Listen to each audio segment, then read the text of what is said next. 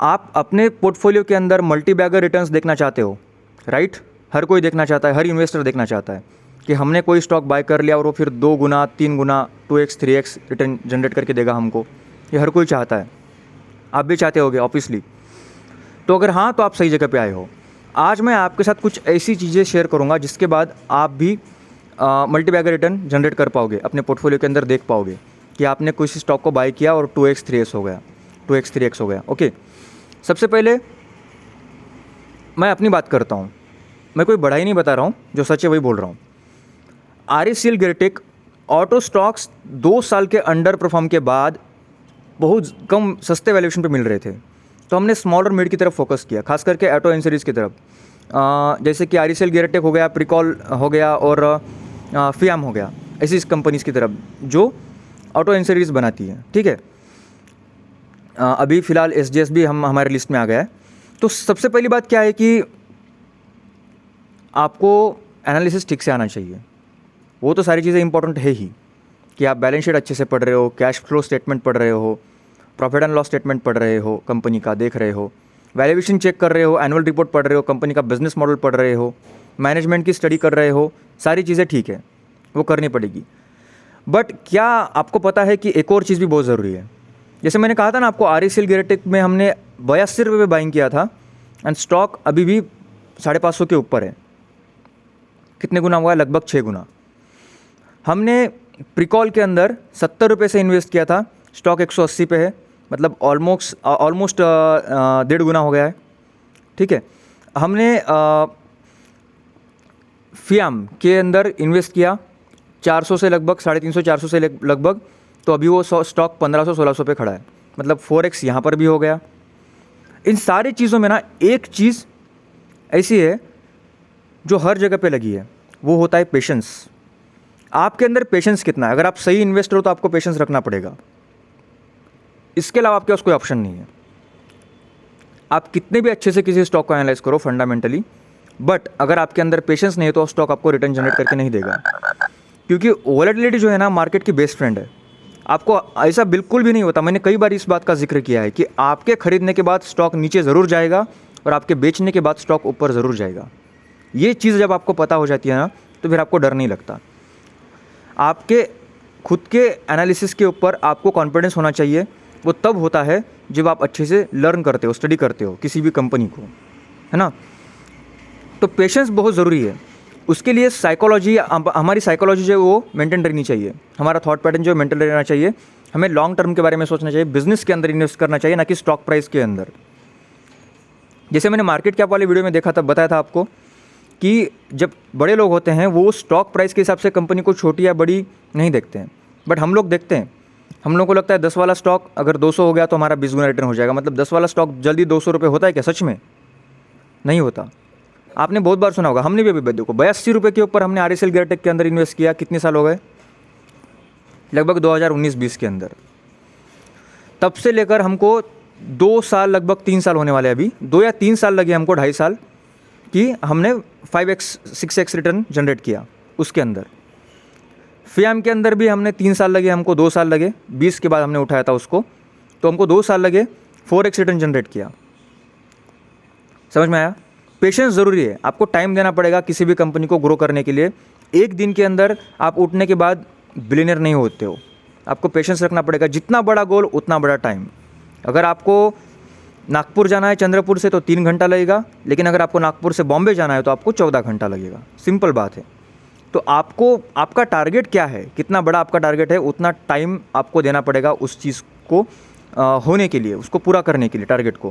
क्योंकि आप अचानक से ऑल ऑफ सडन अगर उठ के आप सोचोगे कि मैं बिलियनर बन जाऊंगा, सो इट इज़ इम्पॉसिबल। ये बेवकूफ़ी है, समझदारी बिल्कुल नहीं है। और कोई भी आपको बिलियनर नहीं बनाएगा, आप खुद बनाओगे। तो खुद को समझो, एनालाइज करो, कंपनीज़ को सीखो, उसके अलावा कोई ऑप्शन नहीं है। तो हमने भी वैसे ही मल्टीफोल्ड रिटर्न जनरेट किया है। हम भी यही सोच रहे थे पहले देखो, मुझसे गलती नहीं हुई ऐसा नहीं है, गलती हर किसी से होती है, उसका भुगतान भी हमको करना पड़ता है। बट कुछ गलतियाँ ऐसी होती हैं जो दूसरों से सीखी जा सकती हैं, ताकि हमको सीखने में टाइम कम लगे, है ना, और उसको लिए पे करना ना पड़े। क्योंकि हर गलती को अगर आप पे करते बैठोगे, हर गलती को सीखने के लिए खुद की गलती से सीखने लगोगे, तो आपकी पूरी ज़िंदगी निकल जाएगी। इंसान गलतियों का पुतला है, वो हमेशा गलती करेगा। बट दूसरों की गलतियों से सीखना एक कला है, ये आपको आना चाहिए। मैंने भी गलती किया था। पहले जब मैं सीख रहा था ना स्टॉक मार्केट के अंदर, तब एक चीज़ थी, मैं यूट्यूब पे वगैरह सुनता था, वहाँ पर यह बताया गया था कि कंपनी के अंदर अगर कोई इंटरनल प्रॉब्लम हो रही हो, आजू बाजू की आवाज़ थोड़ी ज़्यादा आ रही है, उसके लिए I am very sorry, but I hope कि आप एडजस्ट कर लोगे, क्योंकि नॉलेज की बात है, आप फोकस कीजिए सिर्फ नॉलेज के ऊपर, ठीक है। तो जैसे कि देखो, अगर हम मतलब कंपनी के अंदर कोई इंटरनली प्रॉब्लम है, मैनेजमेंट के अंदर कुछ गड़बड़ हुई है, फिर प्रॉफिट इस क्वार्टर में कम हुआ है, तो उसके अंदर करेक्शन मिलता है कंपनी को, उस करेक्शन के अंदर बाय करके हम अच्छा रिटर्न जनरेट कर सकते हैं, क्योंकि हमको पता है उस कंपनी का फ्यूचर अच्छा होने वाला है। ये अभी मेरे को समझ में आया। तब क्या लगता था मुझे कि कंपनी के अंदर कोई प्रॉब्लम हो और स्टॉक नीचे जाए तो उसको उठा लो। येस बैंक के अंदर बहुत बड़ा मैटर हुआ, मैंने उस स्टॉक को उठाया और लॉस में चला गया। ये मेरा बहुत बड़ा मतलब क्या कहते हैं उसको, गलती था। सिर्फ बड़ा मतलब उस समय बहुत कुछ सीखा, लेकिन फिर मैं मार्केट से बाहर निकल गया और फिर अच्छे से स्टडी किया, फिर मार्केट में आया। और उसके बाद देखो 20 के बाद जो मैंने रिटर्न जनरेट किया, ये मैं दिखा नहीं रहा, क्योंकि यहाँ पे हर किसी ने रिटर्न जनरेट किया है, कोई बड़ी बात नहीं है। लगभग हर किसी ने रिटर्न जनरेट किया है मार्केट के अंदर काम करने वाले ने, क्योंकि वो रनअप ही ऐसा था मार्केट का, वन साइडेड, सीधा ऊपर ऊपर ऊपर। तो इसको मैं ज़्यादा महत्व नहीं देता पर्सनली, ठीक है ना। तो क्या है कि लेकिन इस चीज़ से सीखने को मिलता है हमको। सक्सेस इंसान को हमेशा पागल करके रखता है। अगर आप अनसक्सेसफुल हो रहे हो, फेलियर जो है हमेशा इंसान को सिखाता है, और सक्सेस जो इंसान को बिगाड़ती है, दिमाग ख़राब करके रख देती है। संदीप माहेश्वरी भी कहते हैं ना, उनको मैं बहुत फॉलो करता हूँ, क्योंकि उनसे मेरे को बहुत सीखने को मिलता है। तो सक्सेस इंसान को हमेशा पागल करके छोड़ दिए, क्योंकि हमारी सीखने की जो इच्छा है ना, वो ख़त्म हो जाती है सक्सेस के बाद, क्योंकि हमको ऐसे लगता है कि हमको सब कुछ आता है ना। और जब हम फेलियर्स को फेस करते हैं, तो उसके बाद हमें खुद से सीखने को मिलता है, कि हमको तब लगता है कि मुझे कुछ नहीं आता। और सेम चीज़ मेरे साथ भी हुई। येस बैंक के अंदर जब मैंने लॉस किया, उसके बाद मेरे को याद आया कि मुझे कुछ आता ही नहीं है। तब तक मैं अपने आप को एक्सपर्ट समझने लग गया था। मैंने आइडिया के अंदर भी इन्वेस्ट किया था, आपको पता है, लेकिन मुझे लॉस नहीं हुआ, फिर भी मैंने इन्वेस्ट किया था आइडिया के अंदर। आइडिया की अभी का बैलेंस शीट खोल के देखना, प्रॉफिट एंड लॉस स्टेटमेंट खोल के देखना आप कभी, तो आपको समझ में आएगा कि ये मेरी कितनी बड़ी गलती थी, है ना। ये सारी चीज़ें इंपॉर्टेंट है। और साथ में लगता है पेशेंस। 2% का नॉलेज और ढेर सारा patience is equal to multi bagger return. Simple बात है ये, इसके अलावा और कोई फॉर्मूला है ही नहीं मार्केट के अंदर। चीज़ों को सिंपल रखिए, ज़्यादा हार्ड मत बनाइए।